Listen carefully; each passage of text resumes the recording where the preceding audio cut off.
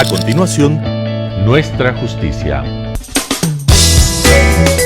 Clasificación A. Apto para todo público.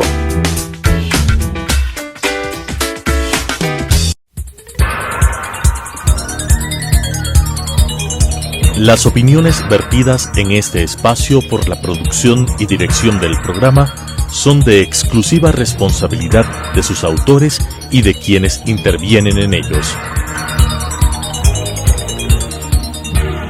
Telesucesos, Canal 29 UHF presenta Nuestra Justicia, un programa de opinión y controversia. Muy buenas noches con todos. En esta ocasión les acompaño yo, Javier Palacios Abad, que le reemplazaré al doctor Germánico Maya en un par de sesiones. El día de hoy nos acompaña un invitado muy especial, el doctor Fabián Favara Gallardo, presidente de la Corte Provincial de Pichincha, con quien abordaremos dos temas sustanciales para la Administración de Justicia, que es el fortalecimiento de la Administración de Justicia y la independencia judicial. Creo que es momento de dar espacio también para dar propuestas que coadyuven a la Administración de Justicia y no solo críticas a este sistema. Muy buenas noches, doctor Favara. Buenas noches, estimado doctor Palacios. Para mí un gusto inmenso poder compartir con usted este espacio, cuanto más que la justicia del país atraviesa un momento crítico, un momento especial, como nunca antes, y por tanto, pues, cualquier aporte, cualquier análisis y cualquier actitud o actividad que adoptemos en beneficio de la misma, pues va a ser sustancial, ¿no?, para ir superando, como decía, este momento crítico, este momento de alguna forma triste, doloroso que atraviesa la justicia del Ecuador. Así es, doctor Favara. En líneas generales, ¿qué cree usted que se necesita para cambiar la Administración de Justicia? ¿Qué se debe fortalecer? ¿Es un tema normativo, de filosofía de quien administra y gobierna la Administración de Justicia, o un tema de infraestructura? ¿Cuál cree que son los elementos que urgen ahorita el cambio en la Administración de Justicia? Bueno, de manera particular, en este aspecto debemos analizar un origen multicausal. Es decir, no se puede dejar de lado el aspecto normativo a través de las reformas adecuadas al Código Orgánico de la Función Judicial. Incluso se viene tramitando ya en la Asamblea un proyecto en ese sentido, pero que en mi concepto no ha sido lo suficientemente debatido. O sea, ¿cómo se debate sobre el futuro de los jueces sin los jueces? ¿Cómo se debate el futuro de la Administración de Justicia solo a través del órgano administrativo y no del equipo, el ejército, digámoslo así, de funcionarios que estamos en contacto con la realidad de la Administración de Justicia, jueces, secretarios, ayudantes, citadores, depositarios, martilladores? Este es el engranaje que hace la razón de ser del Consejo de la Judicatura. Entonces yo creo que en esta discusión, en este análisis para las reformas, no se ha tomado en consideración de manera amplia y suficiente la voz de los jueces. Las Cortes Provinciales no han sido invitadas. Entiendo de que la Asociación Ecuatoriana de Magistrados y Jueces tuvo alguna participación, pero que no ha sido su posición producto de un consenso, producto de un análisis. Como por ejemplo, en el año 2021, finales del 2021, la Corte Provincial de Justicia de Pichincha, recordarán, expidió una sentencia en torno a la acción de protección que presentaran los ex jueces y conjueces de la Corte Nacional de Justicia ante una remoción que ellos consideraban que vulneraba sus derechos constitucionales. En esta sentencia, el tribunal del cual formé parte en calidad de ponente estableció dos cosas como obligación dentro de la reparación integral inmaterial al Consejo de la Judicatura: la obligación ya desde hace 2 años en la cual está en mora, ha incumplido. ¿Cuál era? La de presentar un proyecto de reforma al Código Orgánico de la Función Judicial, en donde se establezca de manera clara, objetiva, los parámetros para la evaluación de los jueces. Pero no porque nos opongamos a que nos evalúen, por el contrario, queremos que nos evalúen. Es un proceso que no se ha hecho ya por 6 años, pero que se lo haga con criterios objetivos, no sometidos a la discrecionalidad del Consejo de turno, que es lo que ocurre. Pruebas de confianza en donde le preguntan, por ejemplo, en este concurso de la Corte Nacional de Justicia que ventajosamente se declaró nulo, que le preguntan cuántas libras de harina necesita un panadero para hacer un pastel. en una especie de ejercicio, de suerte de ejercicio de lógica matemática, no sé si espacial, no entiendo. En eso consistieron las pruebas de confianza, de la cual muchos actores, muchos postulantes con gran capacidad, experiencia, provenientes de la academia, provenientes de la propia función judicial, quedaron excluidos por este tipo de parámetros de evaluación absolutamente alejados de la realidad. Cuanto considero de que los que están plasmados ya en el Código Orgánico de la Función Judicial deben ser desarrollados sin caer en un ámbito reglamentario, pero sí establecer pautas objetivas, parámetros objetivos que den certeza y que le permitan incluso ampliar la base de participación. Profesionales en el libre ejercicio, prestigiosos, hace años, ¿no?, que han renunciado a la posibilidad de intentar participar en los concursos para la Corte Nacional de Justicia. ¿Por qué? Porque saben que de alguna forma están amañados, porque saben que cuentan con estos grupos de especialistas, de expertos, que no sabemos de dónde se los obtienen, cuando universidades de prestigio del país podrían colaborar con docentes, con profesores de calidad, de experiencia, que nos permitan tener la certeza de que se va a hacer lo correcto. Pero si entre gallos y medianoche el Consejo de la Judicatura designa personal de calificación de postulantes, en donde se incluyó, por ejemplo, a una exdirectora del Consejo de la Judicatura de Cotopaxi, ahora procesada y que estuvo presa, para incrementar 20 puntos a uno de los postulantes, por supuesto, ¿qué profesional de prestigio dejará de alguna forma la tranquilidad de su ejercicio profesional, de su despacho, para intentar ser juez de la Corte Nacional? Y por otro lado, los jueces de carrera tampoco se animan a participar, aquellos que tendrían la experticia, que tienen las credenciales morales para hacerlo, porque saben que entran en un concurso en desigualdad de condiciones.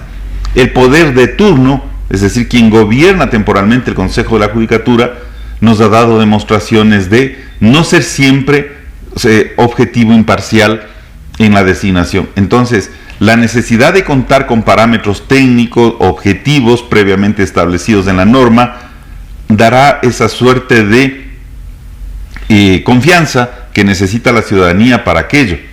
Pero no solamente en los aspectos formales, en los aspectos académicos, en los aspectos de la experiencia, sino fundamentalmente de un análisis de carácter integral de la vida, de la hoja de vida del ciudadano postulante.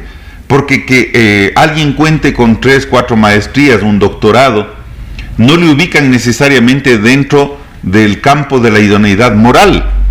Es decir, no siempre la inteligencia está al servicio del bien. Hay muchísimos profesionales bien preparados desde el punto de vista académico, con muchos títulos, cursos en el exterior, pero cuya inteligencia la han puesto al servicio del mal.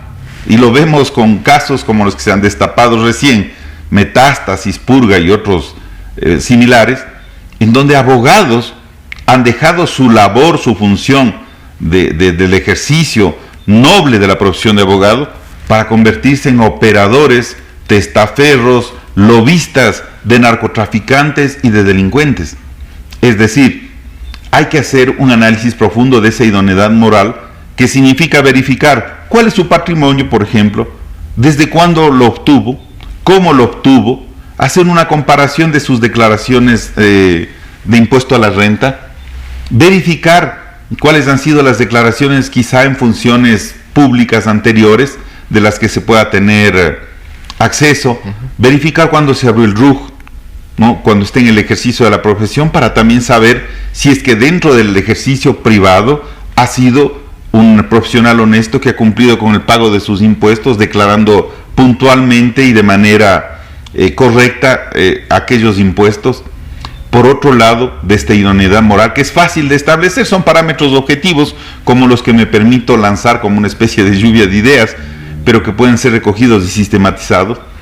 Y lo otro, la evaluación psicológica, pero no una evaluación psicológica obtenida de un test de esos que se utilizan a nivel nacional o internacional, sino verdaderos profesionales que puedan efectuar un diagnóstico de si la persona postulante en materias sensibles, mucho más como la penal, tiene la suficiente fortaleza, ¿no? La fortaleza psicológica, hasta diría psiquiátrica, para enfrentar cosas duras. La función de juez, la profesión de juez no es una profesión fácil. Todos los días la enfrenta con el drama humano, de una u otra naturaleza.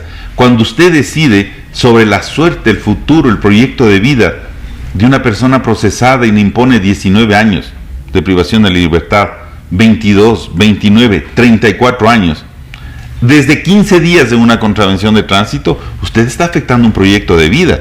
Entonces, se requiere fortaleza psicológica, se requiere fortaleza espiritual para hacer lo correcto, hacer lo justo, sin prejuicios, sin sesgos, sin determinado tipo de factores que puedan influenciar, como por ejemplo ahora lo que se denomina una justicia con enfoque de género. Desde mi particular concepto, el enfoque de género atiende al ser humano. Es decir, un juzgador, si bien está en la obligación de verificar la causalidad endógena y exógena del delito, no es menos cierto que juzga un ser humano. Es decir, para mí, un hombre, una mujer, alto, flaco, gordo, bajo, afrodescendiente, mestizo, indígena, extranjero o ecuatoriano, merece el mismo tratamiento. Entonces, cuando alguien pretende un sesgo de género, que una cosa es tener un enfoque, una visión, y otra cosa es pretender que, por ejemplo, en circunstancias de violencia intrafamiliar, el varón ya entra casi perdido el proceso, juzgado porque debemos tener un enfoque, un sesgo de género. No, lo importante es ver cuál es el entorno, en qué condiciones se producen determinadas conductas para poder rescatar, para poder prevenir, para cumplir con la función general de la pena, que es la prevención del delito, y para poder restaurar. Porque, por ejemplo, nos queda debiendo también la legislación, la Asamblea, en cuanto a poder en temas de violencia intrafamiliar, tener acceso a una justicia restaurativa, no con una dosimetría penal de pretender que mientras más alta es la pena por una infracción, satisfecha está la sociedad, cuando se destruye un núcleo esencial de la sociedad. Si yo obtengo una sentencia en ese sentido, obviamente mi cónyuge, mi conviviente, mi pareja no va a volver a ser la misma. Es decir, hay una cantidad de aspectos que rodean, por eso decía que es un fenómeno multicausal, que debe abordarse para establecer y escoger adecuadamente a los jueces. Un juez no puede bajar con el hígado afectado a tomar una decisión, ni puede prejuiciarse por lo que haya dicho determinado profesional en redes sociales, en los medios, ni las partes.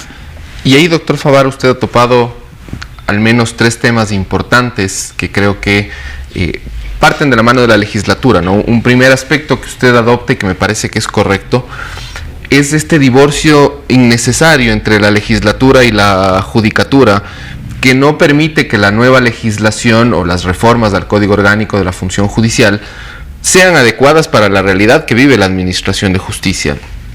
¿Cree usted que ahorita en sus actuales funciones como presidente de la Corte Provincial de Pichincha pueda elevar la voz de ciertos judiciales y promover que la Asamblea al menos les escuche? Porque, como usted relata, hay muchos temas, por ejemplo, la evaluación a los jueces, la carrera judicial, los concursos tan necesarios de la Corte Nacional de Justicia, que quizás lo podríamos solventar en un Código Orgánico de la Función Judicial y no en reglamentos ad hoc para cada momento y para cada persona que está en el poder de turno y que tanto mal le han hecho a la Administración de Justicia. Por supuesto que sí, y vamos a tener durante este bienio una voz levantada que se vaya inmersando en la sociedad, no como un actor político. El juez no puede ni debe ser un actor político, pero sí es un actor social importante que tiene que vincularse ¿con quién? No con los mafiosos, no con los delincuentes, pero sí con la academia.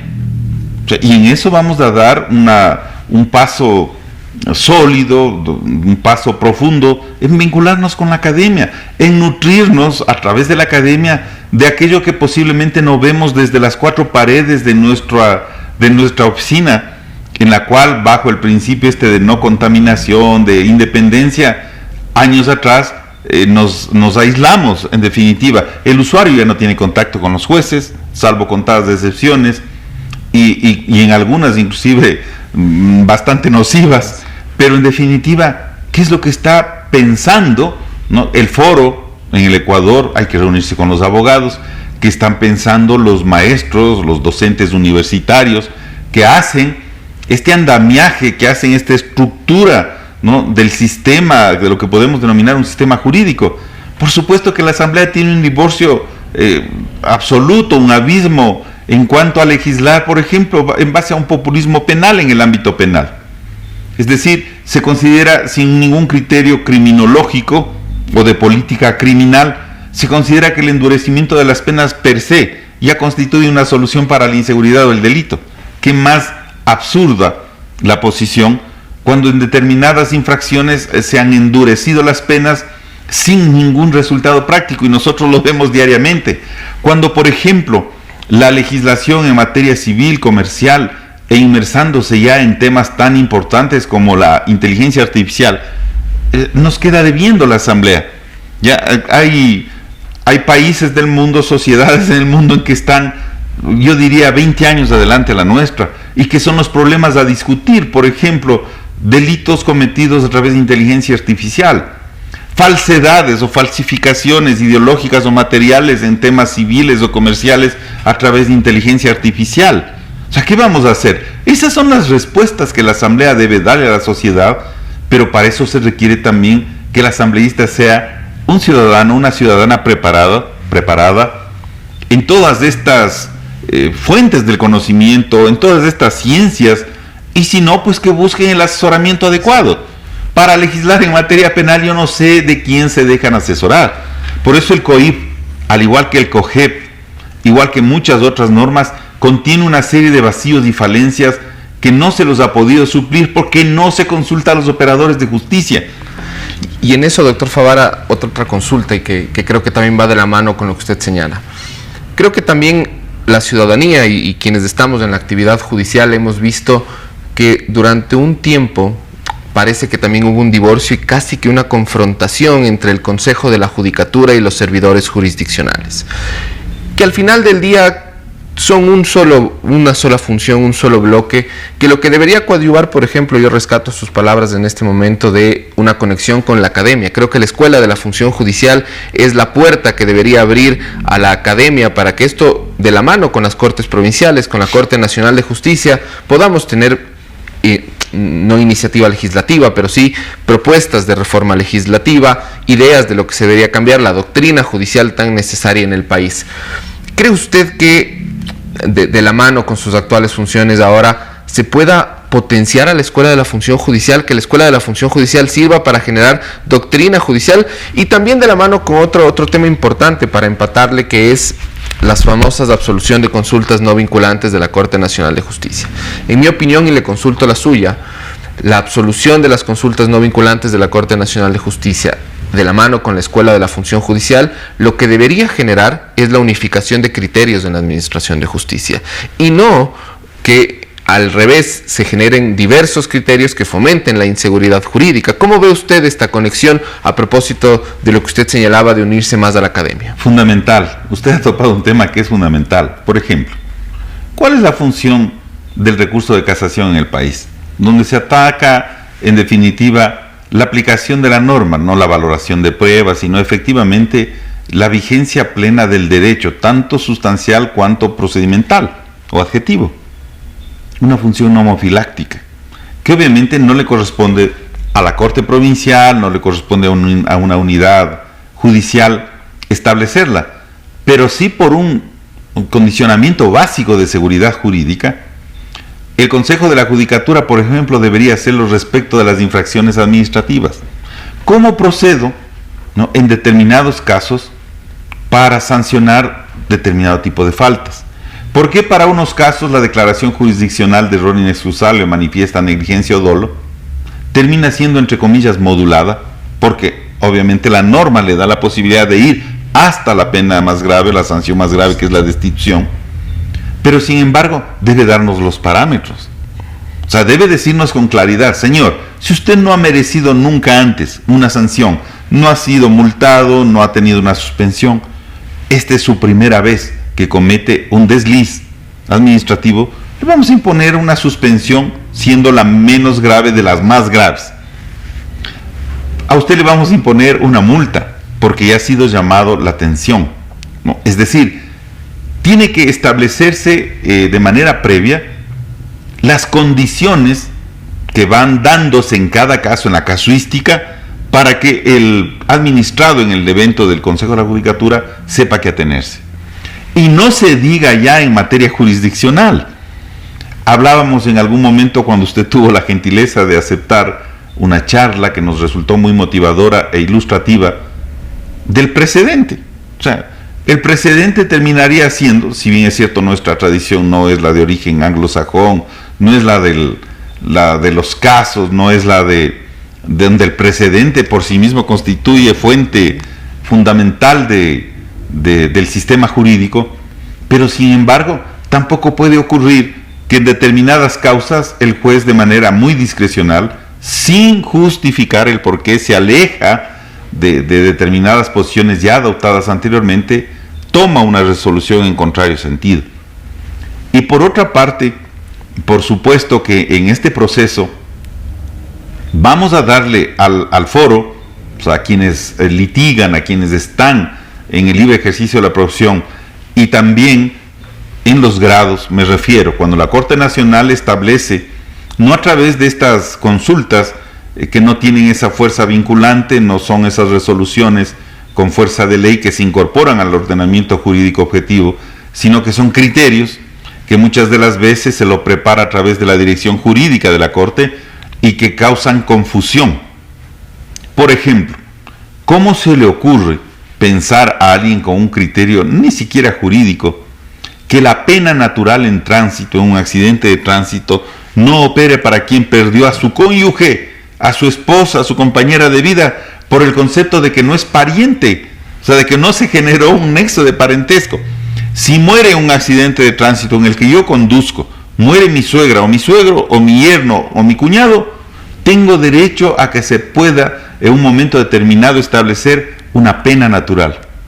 Pero muere mi esposa, que es la que generó la relación de parentesco por afinidad con mi suegro, mi cónyuge o mi yerno, y en definitiva no puedo establecer una pena natural porque la Corte Nacional nos ha dicho que no es probable, ya que no es pariente.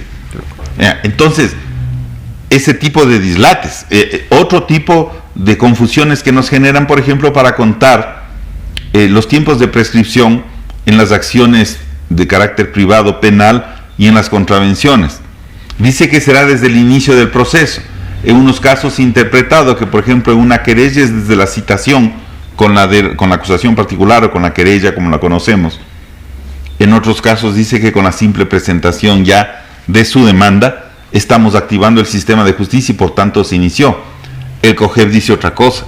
Entonces, esa absolución de consulta que no llega a tener esa fortaleza, ¿no?, de resolución general y obligatoria, causa inconvenientes en la aplicación diaria del derecho.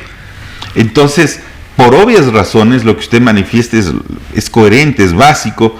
Deberíamos tener esta función, esta posibilidad de recopilar, de sistematizar los fallos por materia, ¿no?, y por posibilidades fácticas, porque no todas son similares, pero que nos den por lo menos un criterio guía, que nos den una orientación de cómo actuar, de cómo proceder, evitando la discrecionalidad, que es la fuente. En mi concepto, la discrecionalidad termina siendo la fuente de la corrupción, sea material o sea intelectual. Es decir, yo también puedo tener un sesgo de una corrupción intelectual, en el sentido de que el abogado que litiga frente a mí no tiene mi simpatía.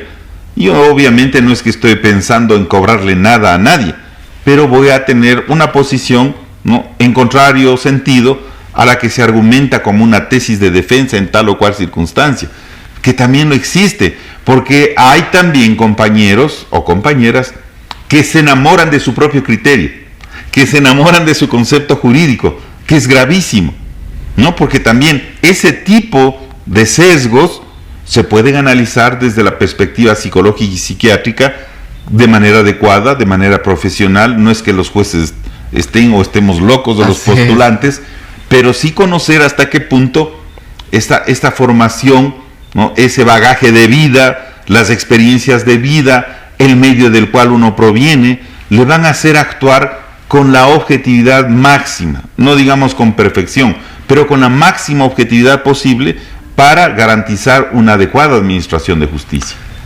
Así es, doctor Favara, le agradecemos mucho por sus criterios. Creo que son muchos puntos los que ha topado que necesita mejorar la administración de justicia y que de la mano van con la independencia judicial. Me quedo con el que los jueces no deben enamorarse de sus criterios, sino enamorarse de la norma. Creo que se necesitan más jueces valientes como el doctor Favara, a quien le agradecemos y esperamos contar con usted en una próxima ocasión. Será para mí siempre un placer, estoy gustoso de poder compartir en estos espacios que son positivos. Si bien tenemos un momento crítico y lo reconozco, hay que hacer un mea culpa, pero nosotros debemos enfrentar esta crisis y así hemos decidido hacerlo en la Corte Provincial. Primero, legitimándonos con nuestros fallos, con nuestros actos. Segundo, continuando en una preparación, una formación académica, vinculándonos con la academia fundamentalmente, para que vayamos nutriéndonos, hagamos este feedback, esta relación, esta retroalimentación que siempre es necesaria. Por otra parte, la transparencia, y le anuncio, he conversado con varios compañeros, tendré una reunión ampliada en los próximos días, vamos a solicitar, la Corte Provincial de Justicia de Pichincha va a solicitar a la Contraloría General del Estado de manera voluntaria, ¿no?, de nuestra iniciativa, una intervención para revisar nuestras cuentas, nuestras declaraciones patrimoniales de años atrás, que se haga una revisión completa, porque estamos seguros de que Pichincha en general es un caso muy particular y debe dar el ejemplo. Y nosotros no tenemos temor a ser auditados, a que se verifiquen nuestras cuentas, que se verifique nuestro patrimonio, que lo declaramos regularmente cada bienio y cuando nos lo han solicitado, para contrastar y determinar que no existen incrementos injustificados, desmesurados, fuera de la posibilidad real de adquisición de un bien determinado por parte de los jueces de Pichincha. Queremos decirle al Ecuador que no todo está perdido, que no todo está corroído, que no todo está tocado por la corrupción y mucho menos por el narcotráfico. Entonces queremos dar muestras, legitimarnos con nuestras acciones. Tendremos el gusto de anunciar cuando comience la Contraloría General este proceso. Entiendo de que iniciaron en Guayaquil, eso les demorará como 90 días. Le he pedido una cita al señor Contralor General del Estado para dejarle una petición formal de que se establezca un equipo para que intervenga en la Corte Provincial de Justicia de Pichincha, de cuyo resultado también lo haremos público, porque no tenemos nada que ocultar. Y, por supuesto, comenzar un proceso de legitimación que comienza por allí, haciendo las cosas que debemos hacer, que además no es nada extraordinario, está en la norma, también es facultad y obligación de la Contraloría al mismo tiempo, y que sin temor, ¿no?, sin temor, se pueda también abrir el espacio para que la ciudadanía denuncie lo que tenga que denunciar, pero no por animadversión, no por venganza, no por resentimiento, porque la función del juez es bien compleja, y con esto concluyo agradeciendo su espacio. Nunca se van satisfechos de una decisión que adopte el juez todos. Generalmente habrá una parte que, al no haber sido favorecida por la decisión, termina criticando la resolución del juez. Y muchas veces ninguna de las dos, aún dándole la razón, la parte que obtuvo un triunfo judicial legítimo, se ve inconforme porque quería más. Entonces, es bien difícil contentar a todos. Esta no es una función para satisfacer a todos los usuarios. Más bien el juez es antisistémico, es contrasistémico, pero debe ser legítima su decisión, debe ser comprensible, debe ser apegada a derecho y debe ser justa, porque eso es lo que buscamos. Entonces, inicia un proceso de transformación en el que queremos que sean partícipes ustedes, los profesionales en el libre ejercicio, los docentes universitarios, las universidades, el foro. En definitiva, es una administración de puertas abiertas en el mejor sentido de la palabra. Y que así sea, doctor Favara, y que la transparencia prime. Muy buenas noches con todos. Las opiniones vertidas en este espacio por la producción y dirección del programa son de exclusiva responsabilidad de sus autores y de quienes intervienen en ellos. Telesucesos, Canal 29 UHF presentó Nuestra Justicia,